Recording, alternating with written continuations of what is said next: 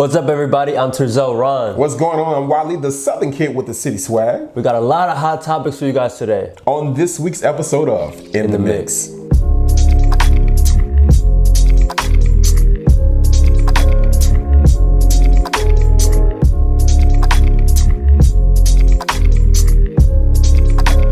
Now, as always, we're here to bring you our first segment of the day, MX News in a Flash. In a flash, and for the first topic, we have Tekashi 6ix9ine, who made his return to music and social media. Now, this is great news for Tekashi, his fans, and his baby mama, DJ Academics.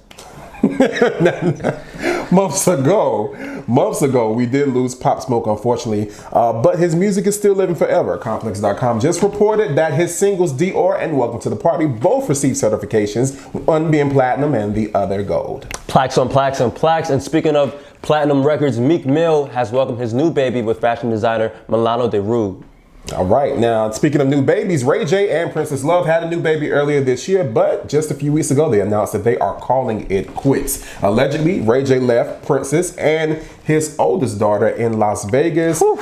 Ray J denied it, but since then the pair have been separated and recently have filed for divorce. And speaking of Ray J, his sister Brandy is going to be bringing out some new music this year. This is very good news for fans of Brandy. I love her a lot. Do you like Brandy? I like Brandy. A lot of people consider her to be the vocal Bible. I don't know about all that. I ain't got no judgment. Listen, but what I will say is her single with Chance the Rapper that just came out was pretty dope. So I'm looking forward to this B7 that she seems to be dropping real soon.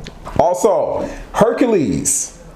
They're remaking it. Yes, Hercules is coming to theaters. I don't know when because COVID-19 has jacked everything up. Yeah, everything. But social media has blown up about the Hercules live movie, live action film. Everybody wants to know who exactly is going to play the Muses. I don't know who they would choose for the 5 girls as the singers. You know, that's the hard part. The Muses you're supposed to have like 5 really good, dope singers. There's not a lot of options right now, I feel like. I mean, I would say Fifth Harmony.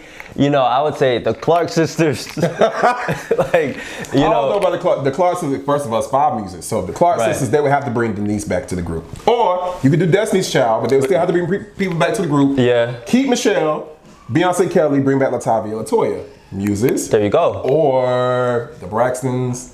The Braxtons, but again, you're gonna have to have more members. Like we need a lot of members for this. There's 5 of them, right? 5 Braxtons. It's 5 Braxtons. Yeah, we could get. All right, it sounds good, man. Whatever works for this, let's make it work. You know, like whatever happens, let's make it happen. All right, what's next, man? And up next, we have Tory Lanez. Now, Tory Lanez has an assault case coming from some drama that involves women, which is usually the case with rappers. He has beat up an infamous thought named Selena Powell. Yikes. He didn't beat her up.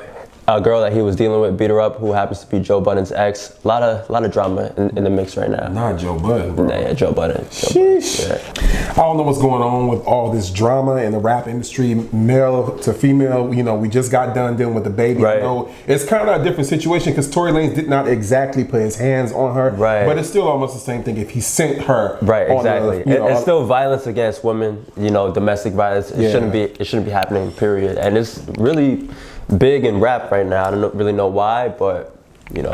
Type of women they attract, man. Let's keep it moving. That's all we got for MX News in a Flash. Ding, ding, ding. This is In the Ring. This is the topic that we have to introduce celebrity beefs and battles that are making headlines this week. And to kick it off, we have Savage versus Say So. So listen. Last week we talked about this. Megan Thee Stallion and Beyonce versus Doja Cat and Nicki Minaj. Right. Dun, dun, dun. 2 heavy hitters. 2 heavy hitters.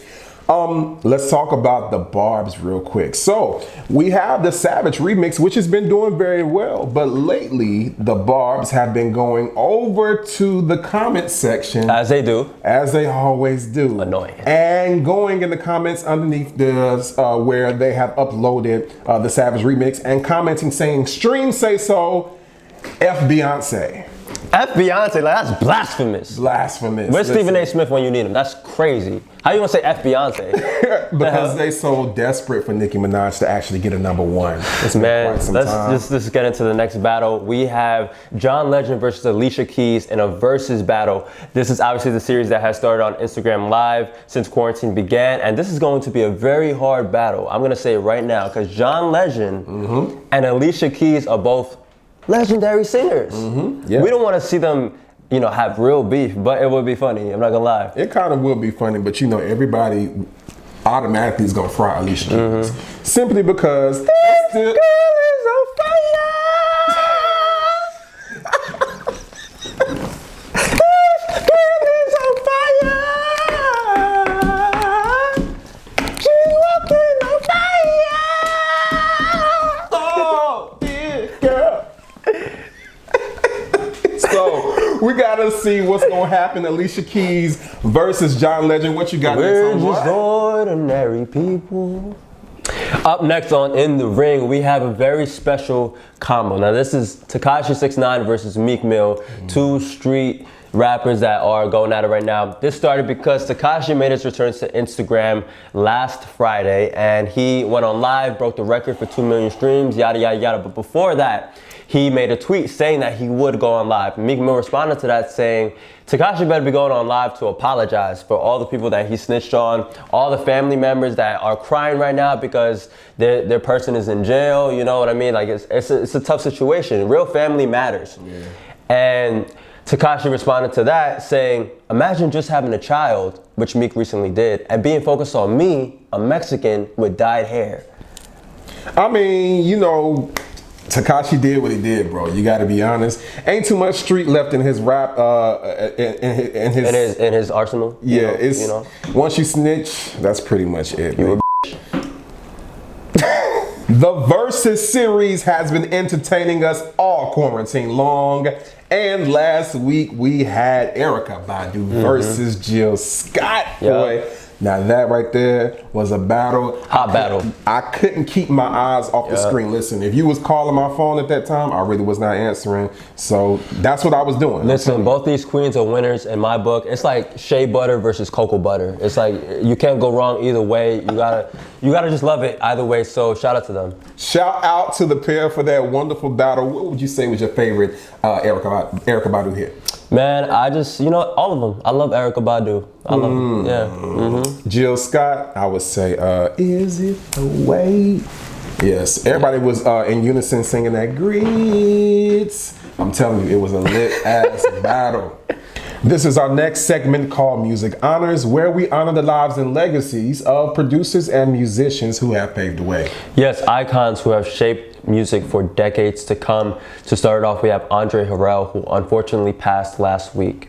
Andre Harrell was responsible for the careers of the likes of P. Diddy, a young P. Diddy who started as an A&R intern and then he was fired, but that led to him creating Bad Boy Records. Yes, that would not have happened without Andre Harrell. Diddy was an intern at Uptown Records, which fused hip-hop and R&B in the 90s and really created a whole new sound. This also gave birth to the likes of Mary J. Blige and Jodeci.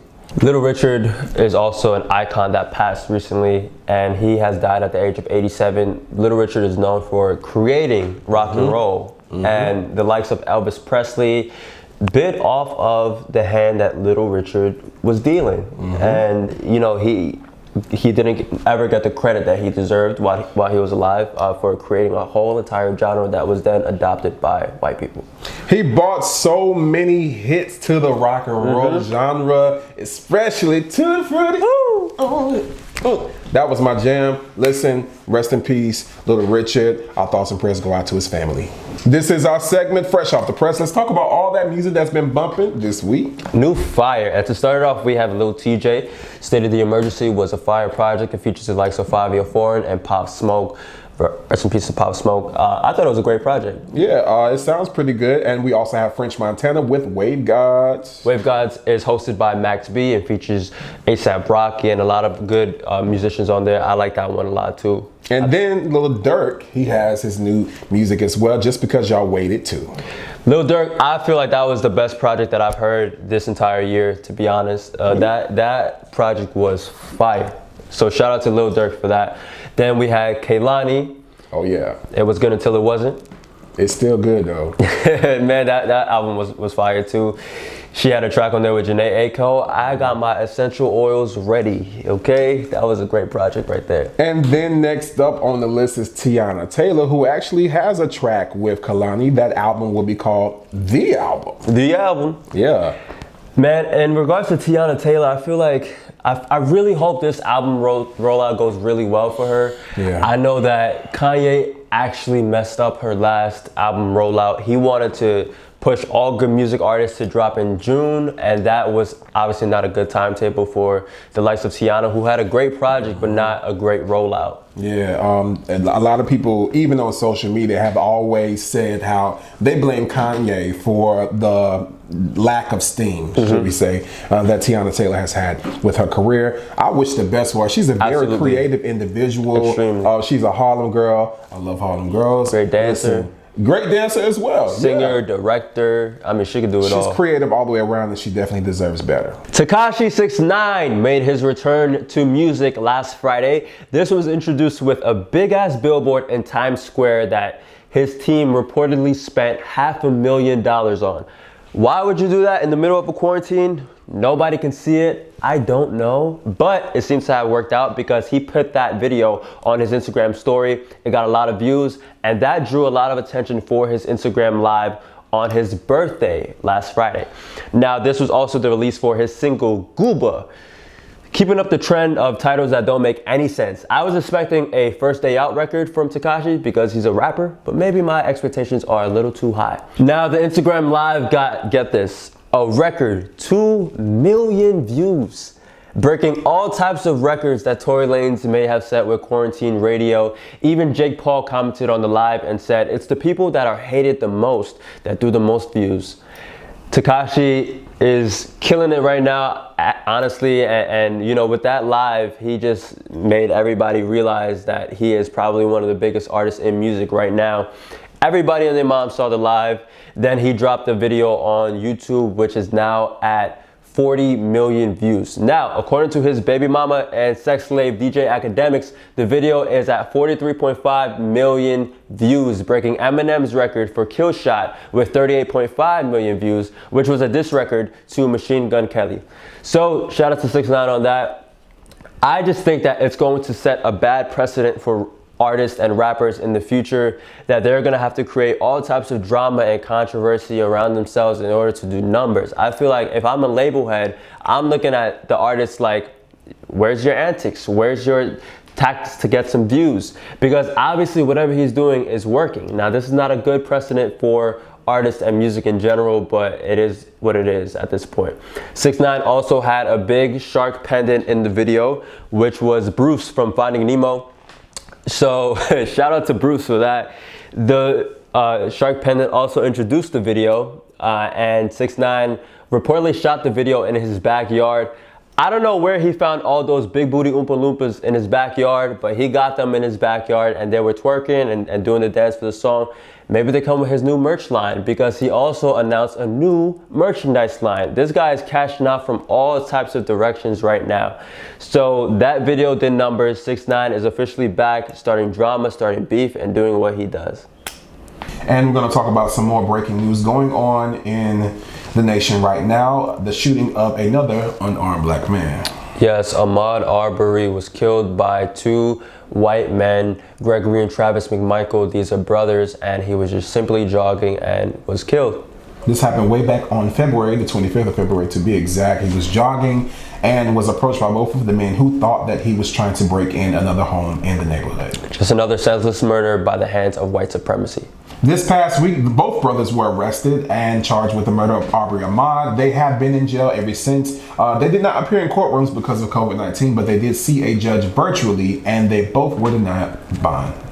And this has sparked a big outrage of attention from people who are jogging for Ahmaud. This is a hashtag on social media, and in spite of social distancing and complications with COVID-19, people are protesting in the streets and making their voices heard about this injustice. All right, that's all the time that we have for today. Thank you so much for tuning into this week's episode of In the Mix. Make sure you hit that subscribe button down below. Follow us on social media at Instagram, Twitter, everything, man. Just follow us at Music Exclusives. And we always just one click away at musicexclusives.com. We're going to see y'all next week for episode 8 of In the Mix.